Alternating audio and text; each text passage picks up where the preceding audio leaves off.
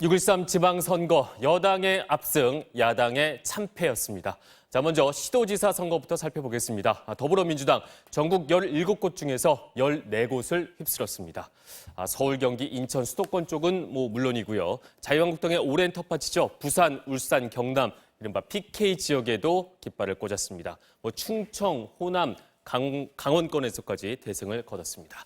반면 자유한국당, 대구와 경북 이렇게 두 곳만 건지게 되면서 이른바 TK당으로 몰락을 했습니다.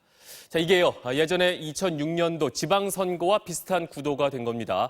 당시 자유한국당의 전신 한나라당이 호남 지역만 빼고 압승을 거뒀었는데 12년 만에 정반대의 처지가 된 겁니다.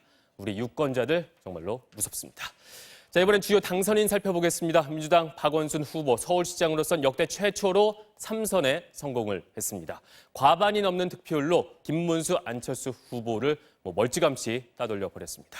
경기도에선 민주당 이재명 후보가 한국당 남경필 후보를 제쳤고요. 선거 막판에 터졌던 김부선 스캔들도 결과에 영향을 주지 못했습니다. 드루킹 파문으로 뜨겁게 공방을 벌였던 경남 김경수 후보가 접전 끝에 한국당 김태호 후보를 눌렀습니다.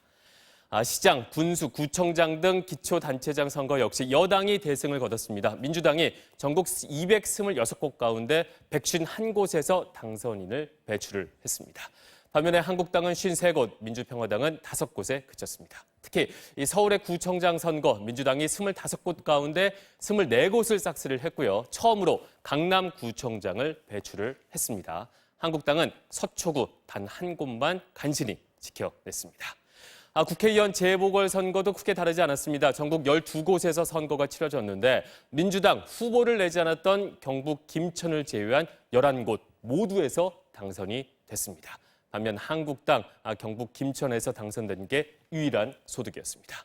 자, 이번 선거로 여당인 민주당 의석수 119석에서 130석으로 늘었고요. 반면에 한국당 의석수를 한 석 늘리는 데 그치면서 113석이 됐습니다.